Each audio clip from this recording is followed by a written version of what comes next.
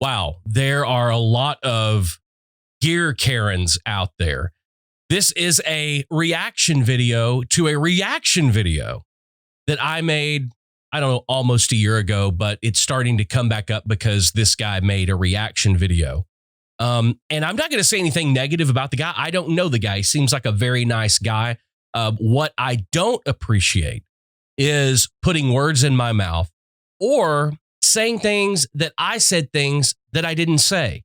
And that is what I kind of wanted to address today about the video that I made almost a year ago called the $3,400 Grammy winning studio. Now, several people have said in the comments, but also this guy said in his video that I said you have to have the specific gear that I showed in that video to A, be successful, or B, win a Grammy.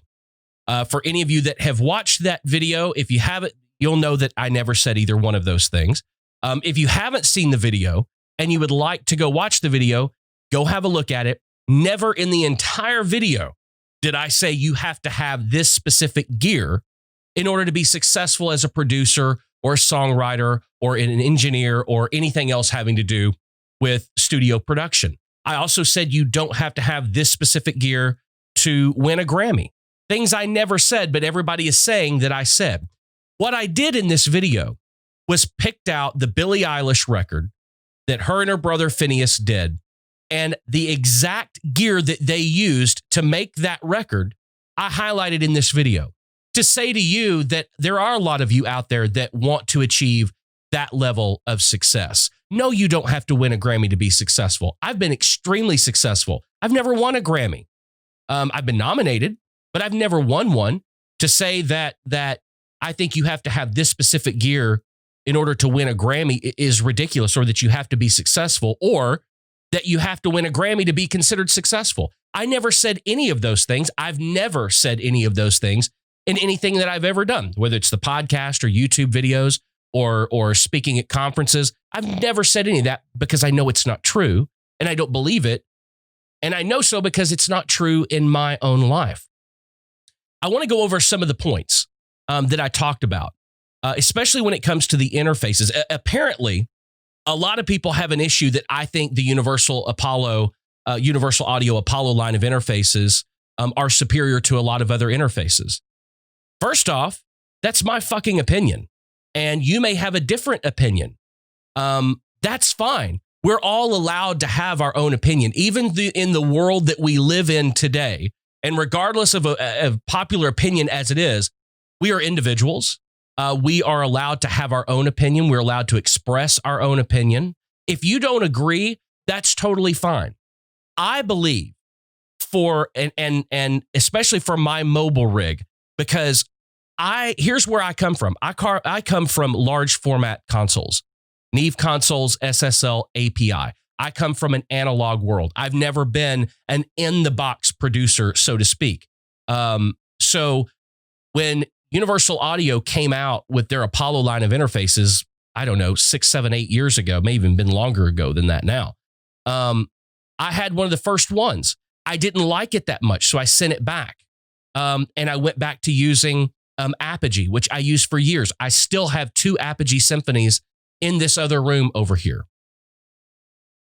The reason that I like the Apollo line of interfaces is because it provides me more of the analog warmth, and it is more like working in an analog world as far as the plugins, as far as the sound. The sound design is built and intended to be more like an analog console, which I'm familiar with. So I like that. The reason that I used it in the video is because that is the exact interface that Phineas uses and Louis Bell uses to mix and produce and do vocals for Post Malone and Halsey and Pink and everybody else that he works with. That's the reason that interface is in there. Now, I did say something, but boy, a lot of you Karens, man, you got really upset when I said for you to throw your interface in. If you're not using a Universal Apollo, throw that interface in the trash and get an Apollo. I believe that bang for buck in a small home studio, in the box producer, that there is not another interface on the market at below $1,000 price point that offers the amount of functionality that the Apollo does. I'm sorry that you don't like that I believe that, but it's my fucking belief. And that's what I believe. If you like your Focusrite, then keep using your Focusrite. If you like your RME, then keep using your RME. I never said you have to use this to be successful or you have to use this to win a Grammy. What I said was, this is what other producers are using that are winning Grammys. That's a fact. That's not conjecture. That's not opinion. That is fact.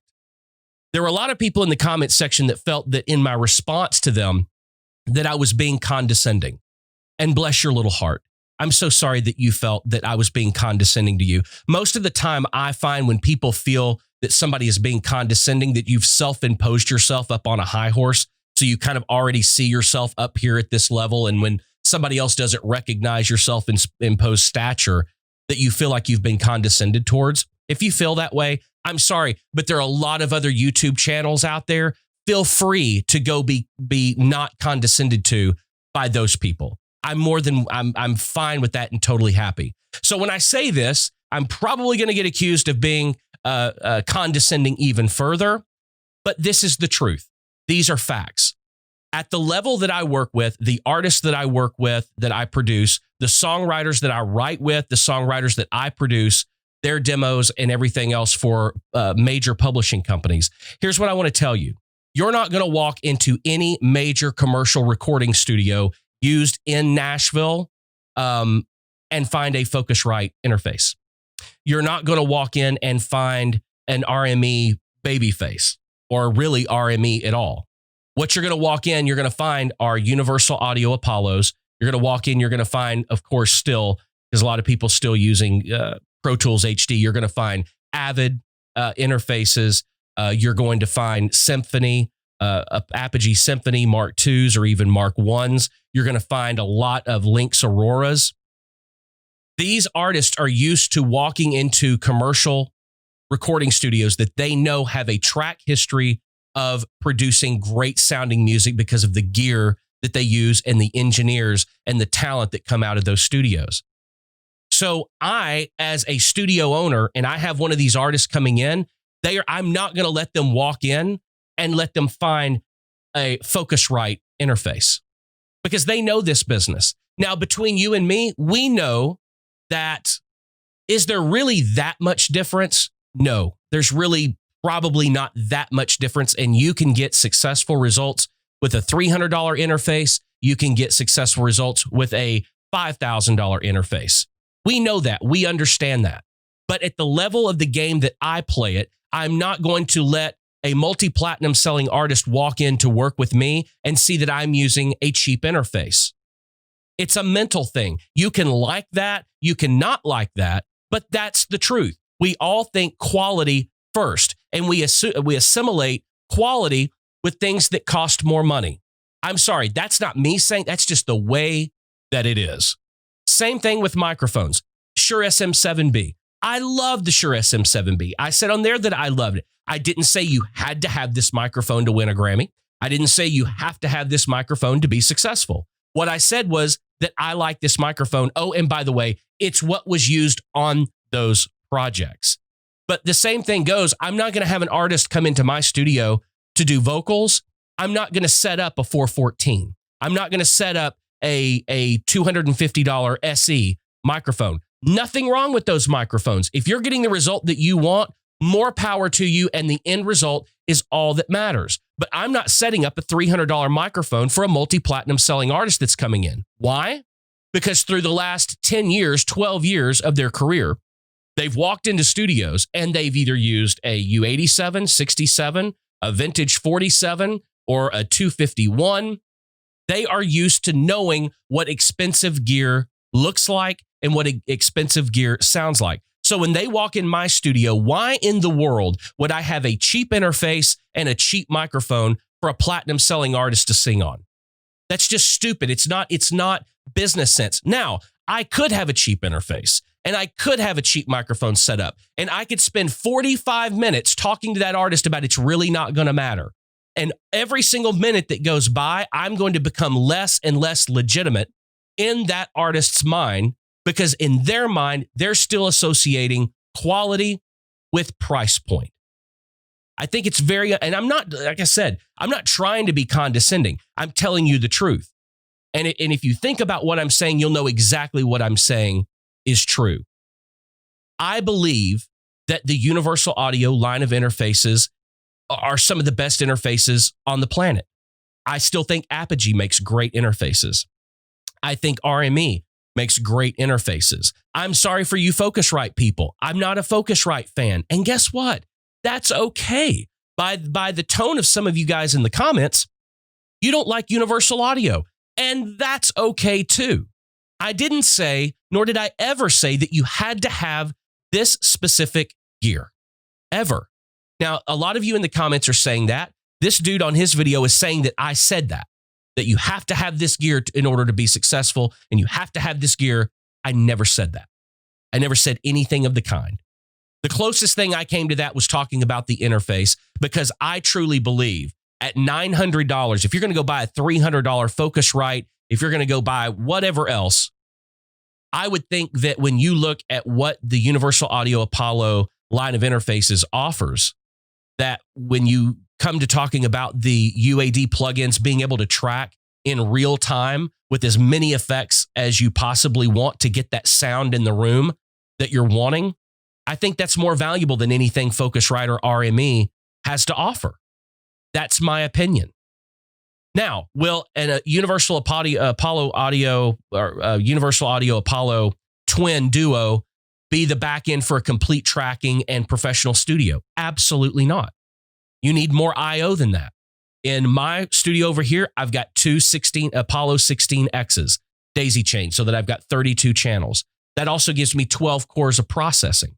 But when I go on the road and I'm going to an artist's home or I'm going to another studio out of town and I want to know and make sure that I have all of the things that I prefer that work in my workflow, I take my Apollo Twin, mine's a quad, I take that with me to do vocals because I have all of my settings set up. I have all of my templates set up. I have the mixer set up the exact way that I want it. I've got all the plugins there that I want, that I use.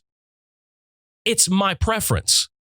I want to make it very clear. I never said that you had to have the gear I'm showing in this video for you to be successful or for you to win Grammys.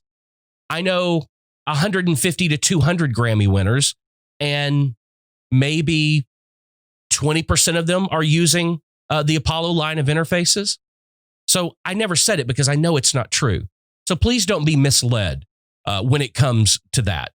You can say that you perceived what I said as saying one thing, but that's adding words in my mouth that I didn't say. I never said that. A lot of you in the comments section wanted to talk about room treatment. And if you think that gear is a touchy subject, wait till you get off in the world of room treatment. Here's something I'll tell you about room treatment. Unless you are setting up your room and you've brought in a company that has dB meters and tuning equipment, none of your rooms are properly treated. I can guarantee you can walk in any studio in Nashville right now, or probably LA for that matter, and they are very well acoustically treated. But are they properly acoustic treated? Probably not. There are holes here and there. Simply buying Auralux foam and sticking it up on your walls and buying bass traps and putting them in the corners of the room is not properly tuning your room, and it's not properly sound treating your room. I didn't mention that in there because it's an imperfect science. Should you have room treatment up in your room and make it the best you can? Absolutely. But it's kind of a no-brainer, really, in all honesty. So, look, I'm sorry that a lot of you Karens out there just got absolutely flustered with the video that I made. But a lot of you are accusing me of saying things that I just didn't say. You may have perceived them that way, but it's not what I said. And I'm not going to apologize for loving to use the gear that I use, because like I said, at the level of the game where I play it, I'm dealing with professionals day in and day out. Those professionals don't use cheaper interfaces. Now, if it were just me doing music for me and producing music for myself, it wouldn't matter. It wouldn't matter that I used a Focusrite Scarlett interface. It wouldn't matter that I used a $150 MXL microphone. And if that's what you're doing, more power to you. I'm not saying you have to spend all of this money for you to be successful. What it really boils down to is creativity and talent and knowing how to use the gear that you have, whether it is universal audio, whether it's Focusrite, whether it's RME, it doesn't matter. Whether it's an old Mackie board, it doesn't matter.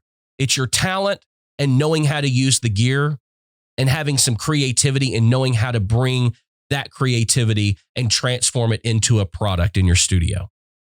And most importantly, a product that you're happy with. If you're happy with it, what difference does it make what gear that you used? It certainly doesn't matter to me, and it shouldn't matter to you. So just to set the record straight, I want to make sure that you understand.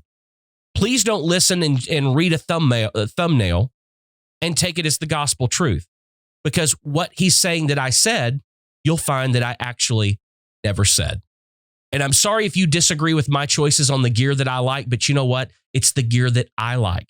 You are more than welcome and free to love the gear that you like and disagree with me on that fact. I don't know what's happened in the world today where we can't just disagree with each other and move on. You may not like the interface I like. I may not like the interface that you like. And that's okay. Variety makes the world go round. All that matters is that you use the gear that you have to the best of your ability and something that allows you to take what's in here and put it out there and make sure that it translates to other people. And that's all that really matters.